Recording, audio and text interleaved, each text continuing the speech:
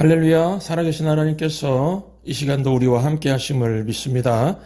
오늘은 성령의 사람 첫 번째 시간으로 어려움만 보지 말고 성령을 느껴라 라는 제목으로 하나님 말씀 증거하도록 하겠습니다. 오늘 주시는 하나님 말씀은 어려울수록 기본에 미치라는 것입니다. 이 기본에 미치라는 표현은 기본, 이 기본에 집중하는 게 중요하다는 뜻입니다. 이 손흥민 선수가 축구 잘하는 이유가 기본기가 탄탄하다고 하죠. 축구의 기본기가 무엇입니까? 공을 잘 잡는 거죠. 손흥민 선수는 공을 잡으면 잘 빼앗기지를 않습니다. 기본기가 좋은 거죠. 또 축구의 기본기는 골대에다 공을 잘 넣는 거죠. 손흥민 선수는 세계에서 양발로 공을 가장 잘 넣습니다. 그래서 상대팀 감독들이 손흥민이 공을 드리블해가지고 막 골대로 막 달려가면 얼마나 안전부전하는지 모릅니다. 왜냐면은 공을 잡았다면 거의 골인이거든요. 여러분, 신앙생활도 이 기본기가 중요합니다. 믿음 생활해도 고난과 어려움 찾아올 수 있습니다. 그런 위기 상황에서 힘 빠지면은 쓰러지게 돼 있습니다. 그래서 신앙생활에서 힘 빠지지 않고 항상 파워풀하려면은 이 성도의 기본기가 중요한데요. 그 기본기는 성령의 사람이 되는 겁니다. 어떤 분이 제게 이런 말을 한 적이 있습니다. 신두현 목사님은 위기 때 더 강한 것 같아요. 저는 그 말 듣고 동의할 수가 없어서 제가요? 저는 연약한 목사입니다. 그랬더니 아닙니다, 목사님. 목사님은 위기 때에 다운되는 모습이 없잖아요. 그러는 겁니다. 그래서 제가 생각해 보니까 제가 항상 이 성령의 인도함을 받아서 살려고 하니까 저도 못 느끼는 건데 그 주변 사람이 이걸 느끼고 그렇게 봐준 것이라고 이해를 했습니다. 저는 항상 성령의 능력을 의지하거든요. 거의 어린아이처럼, 아주 어린아이처럼 의지하는 편입니다. 고난과 어려움에 처하면은 자동으로 부르는 찬송이 있습니다. 찬송가 184장 불길 같은 주 성령 간구하는 저에게 지금 강림하셔서 영광 보여주소서 성령이여 임하사 저의 영의 소원을 만족하게 하소서 기다리는 저에게 불로 충만하게 하소서. 저는 이런 모습이 그냥 어려울 때마다 하루 의지하니까 이 성령께서 이뻐하시는 것 같습니다. 그러니까 다른 사람 눈에도 성령의 나타나심이 보이는 게 아닌가 생각하고 있습니다. 인터넷에 올린 어떤 엄마 글인데요. 아들이 밖에서 놀다가 힘이 빠지면은 엄마를 부르면서 막 달려온다고 합니다. 엄마 힘이 다 빠져서 배터리 충전해야 돼요. 그런다고 합니다. 이 배터리 충전이 뭐냐면은 엄마 품에 와서 와락 안기는 것이랍니다. 아들이 엄마 품에 달려와서 안기면서 엄마 코에 자기 코를 딱 대면서요. 1에서 100까지 센다고 합니다. 1, 2, 3, 4, 5, 90, 95, 96, 97, 98, 99, 100 충전 끝. 100% 충전하고 나면 또 나가서 막 논답니다. 엄마 눈에 얼마나 귀엽겠습니까? 코와 코가 서로 닿으면서 충전하는 건 너무 귀엽지요? 이거 60대 이상 부부에게 저 추천하지 않습니다. 저도 이런 충전법은 쉽지 않을 것 같습니다. 제가 오늘 집에 가가지고 사모님 오늘 나 설교하고 힘들어요. 충전 좀 합시다. 그러면서 제 코를 아내 코에 갖다 대려고 하면 아내가 뭐라 그럴까요?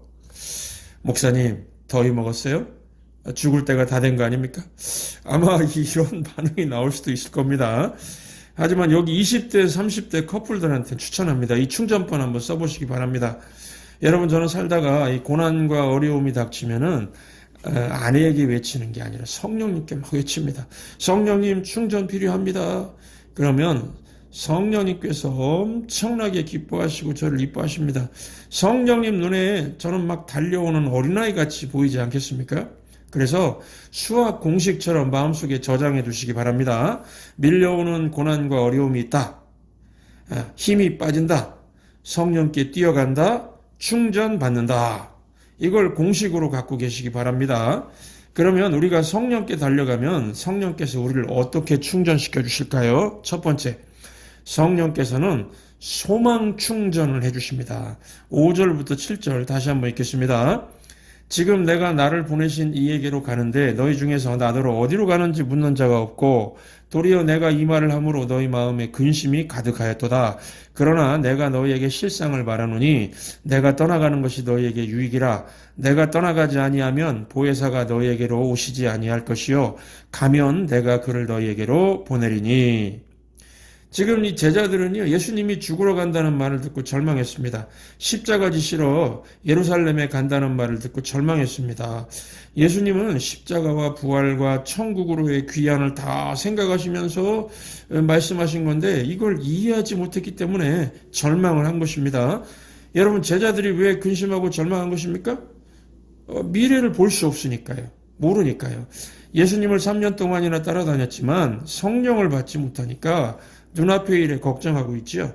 성령을 받지 못하면 장래를 볼 수가 없습니다. 장래를 볼 수 없으면 소망이 보이지 않으니까 근심하고 절망하게 되어 있습니다.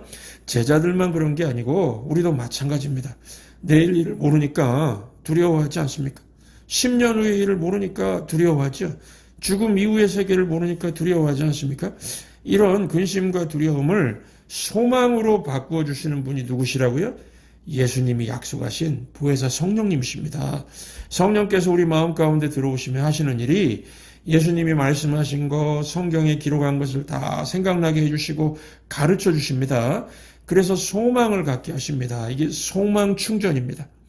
사람들은 죽음 이후의 세계에 대해서 모르니까 죽음을 두려워하죠. 그렇죠? 하지만 성령의 사람은 예수님이 죽음 이후의 세계를 명확하게 가르쳐 주신 것을 생각나게 해주시니까 소망을 갖습니다. 죽음 이후의 세계를 모르는 사람들은 모르니까 혼자 막 상상을 합니다. 어떤 사람은 죽으면 모든 게 소멸된다고 말합니다. 그러면 고생하는 사람들은 살지 않고 안락사하는 게 낫겠죠. 힘들게 살 이유가 없지 않습니까? 어차피 다 소멸할 건데요. 또 어떤 사람은 사람이 죽으면 무한대로 윤회한다고 합니다. 이게 드라마에서 많이 써먹는 거죠. 왜냐하면 드라마 계속 만들려면은 죽었다가 또 다른 사람으로 또 태어나야 하니까요. 그런데 여러분, 죽음의 문제는 드라마 같지가 않습니다. 성경은 명확히 얘기합니다. 죽으면 천국과 지옥이 있다고요. 예수님은 천국과 지옥 얘기를 많이 하셨습니다.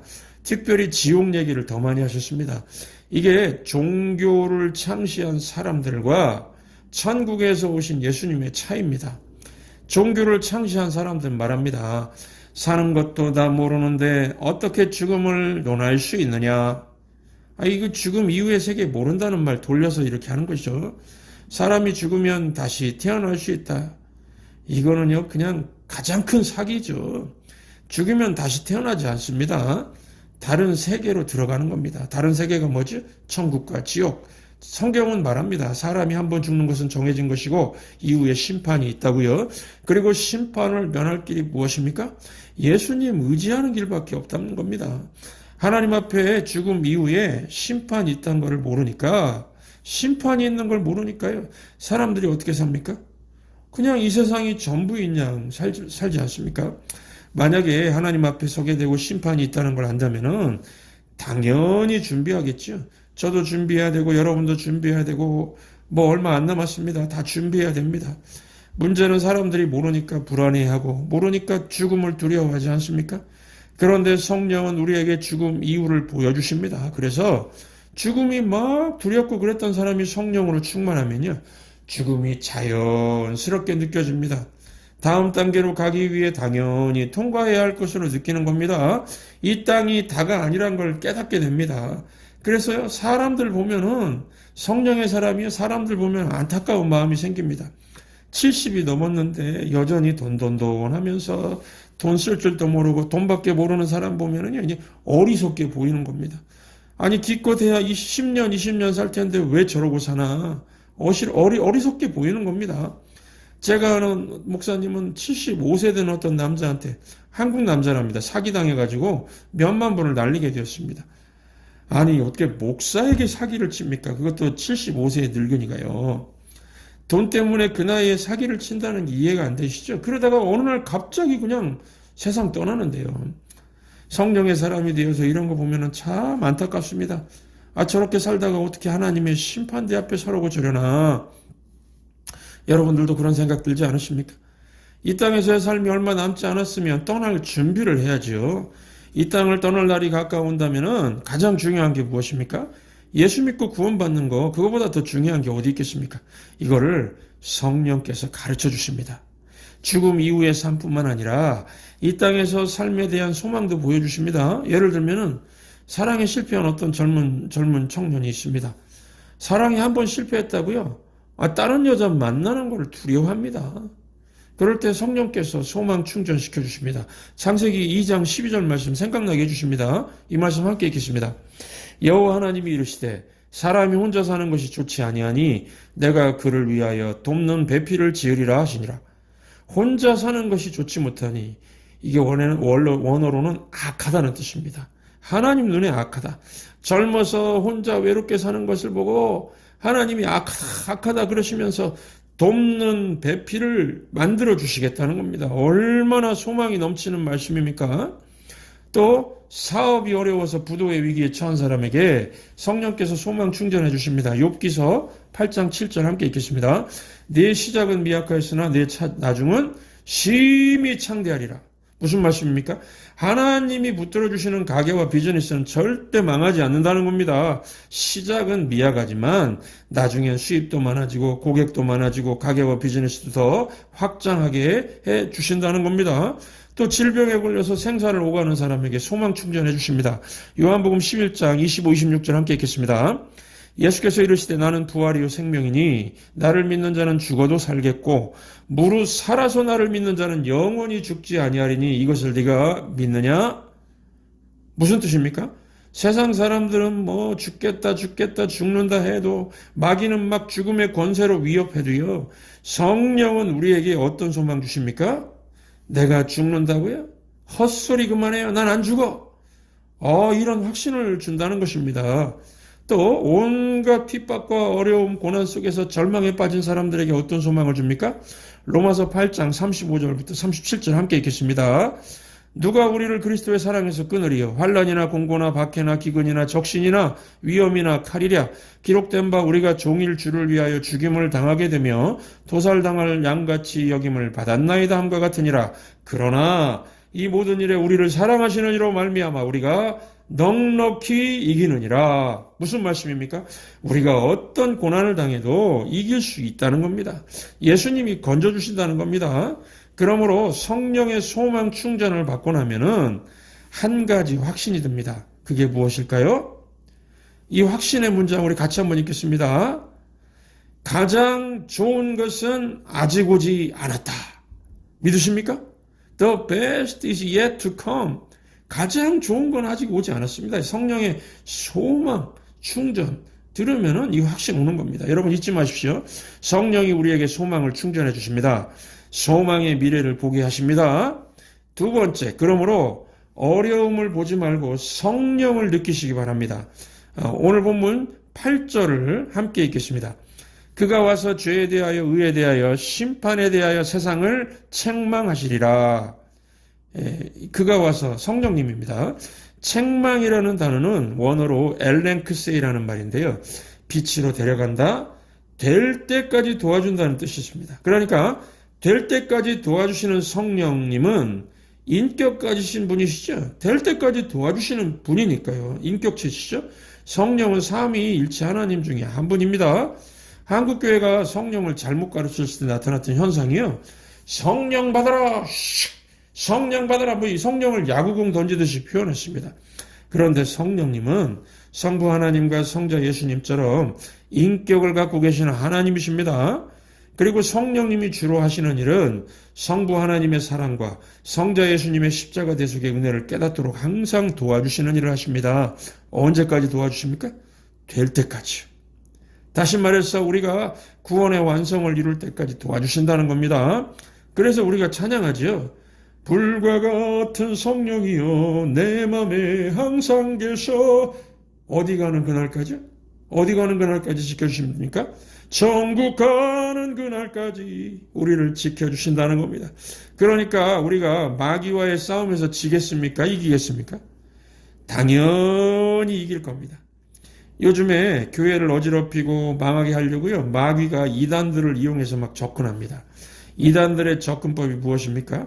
죄에 대해서, 의에 대하여, 심판에 대해서의 엉뚱한 가르침을 줍니다. 여기 계신 분들 중에도 아마 이단이 접근해서 이런 질문 받아보셨을 겁니다. 구원받았습니까? 그럼 뭐라고 대답하면 됩니까? Yes. 그런데 yes라고 못하고 글쎄요, 잘 모르겠네요, 이렇게 대답하면은 당신은 구원받지 못한 사람입니다. 우리 모임에 갑시다. 거기 가서 가르쳐 주겠습니다. 이런다는 겁니다. 반대로 yes, 구원받았습니다, 이렇게 대답하면은요, 또 다음 질문이 뭐죠? 언제 구원받았습니까? 이렇게 묻습니다. 저한테 한번 물어보시죠. 목사님, 저도 언제인지 잘 모릅니다. 그런데 모른다 그러면 또 우리 모임에 갑시다. 가르쳐 주겠습니다. 그러면서 꼬십니다. 유혹합니다. 만약에 어떤 은혜 체험한 크리스천이 나는 중학생 때 교회 수련회에서 구원의 은혜를 크게 체험했습니다, 이러면요, 이걸로 끝나는 게 아니고 또 질문합니다. 어떻게 구원받았습니까? 여러분, 이단은 계속해서 질문해서 넘어뜨리려고 하거든요. 우리가 어떻게 구원받았습니까? 이건 쉽죠. 예수님 십자가 믿고 구원받았습니다. 이렇게 대답하면 끝일까요? 아닙니다. 또 질문합니다. 당신은 의인입니까? 죄인입니까? 의인이라고 대답하면요, 그런데 왜 당신의 삶은 이 욕망입니까? 왜 그 모양입니까? 또 이렇게 시비를 겁니다. 반대로 죄인입니다. 그럼 뭐라고 할까요? 교회를 10년, 20년 다녔다 그러면서 아직도 죄인입니까? 우리 모임에 갑시다. 제대로 가르쳐 주겠습니다. 이러면서 또 유혹합니다. 여러분, 이단들 질문이 다 이런 패턴입니다. 이 배후에 마귀가 있습니다. 이런 모든 이단의 공격을 우리가 어떻게 물리칠 수 있을까요? 요한복음 3장 8절 함께 읽겠습니다. 바람이 임으로 불매 네가 그 소리는 들어도 어디서 와서 어디로 가는지 알지 못하나니 성령으로 난 사람도 다 그러하니라. 무슨 말씀입니까? 언제 구원받았는지, 어떻게 구원받았는지 모른다는 겁니다. 그러니까 이단이 당신은 언제 구원받았어? 그러면 몰라. 그러면 되고요. 당신은 어떻게 구원받았어? 그러면 또 몰라. 그러면 됩니다. 그러면서 한마디 덧붙이는 거죠. 하지만 내가 구원받은 건 확실해. 여러분들이 학자가 아닌 이상 바람이 왜 생기는지 설명할 수 있습니까? 고기압과 저기압의 작용 이런 식으로 조금 설명할 수 있어도 잘 모르지 않습니까? 바람이 어디서 부는지, 동풍인지 서풍인지 어떻게 합니까? 잘 모릅니다. 그런데 한 가지는 분명하죠. 바람이 불고 있구나. 느끼는 겁니다. 성령도 이와 같다는 겁니다. 여러분, 우리가 예수님을 마음으로 믿고 입으로 시인하면서 영접 기도를 하면은 동시에 성령이 우리 몸 안에 들어오십니다. 이거를 중생, 거듭남, 위로부터 다시 태어나게 하심, 이렇게 말합니다. 위로부터 다시 태어나게 됐다. 이게 성령 세례라고 말하는 거거든요. 이걸 바람을 비유로 설명한 것입니다. 그러니까 언제 어떻게 구원받았어? 그러면 몰라. 하지만 성령이 내 안에 있는 걸 느껴. 그러면 끝입니다. 우리가 성령을 강하게 느끼는 순간 악령이 접근 못합니다. 악한 마귀가 접근 못하고 이단도 쫄려서 다가오지 못합니다. 여러분, 예수님을 가짜로 믿는 사람 아니면 성령을 느낄 수가 있습니다. 내 안에 내 자아뿐만 아니라 하나님의 영이 계신다는 걸 느낍니다. 예수님을 구주로 믿는 사람들의 모임을 교회죠? 교회라고 합니다. 이 장소는 예배당이고요. 믿는 사람들이 교회입니다. 믿는 사람들 가운데는 성령의 교통이 있습니다. 사도신경에서 고백했죠? 성령을 믿사오며 거룩한 공예와 성도가 서로 교통하는 것과, 그래서 예배 시간엔 강한 성령의 역사를 느낄 수가 있습니다. 마치 센 바람이 부는 것 같은 느낌 받습니다. 여러분, 우리가 고난과 어려움이 오면 약해질 수 있습니다. 힘이 빠질 수 있습니다. 세상 유혹과 마귀의 공격이 있을 수 있습니다. 그러나 이때 예배하러 모이고, 우리 예배하러 가자 그래서 예배하러 모이고 기도 뜨겁게 하고 성령을 구하십시오. 성령을 강하게 느끼시기 바랍니다. 그러면은 사지가 없어집니다. 우리 사지 뭔지 같이 한번 읽겠습니다. 두렵지 않다, 부럽지 않다, 지겹지 않다, 힘들지 않다. 그렇죠, 여러분? I'm not afraid. I'm not envious. 또 뭡니까? I'm not bored. I'm not tired. 여러분, 성령을 느끼십시오. 그러면 두렵지 않게 될 것입니다. 부럽지 않게 될 것입니다. 지겹지 않게 될 것입니다. 힘들지 않게 될 것입니다. 기도하겠습니다.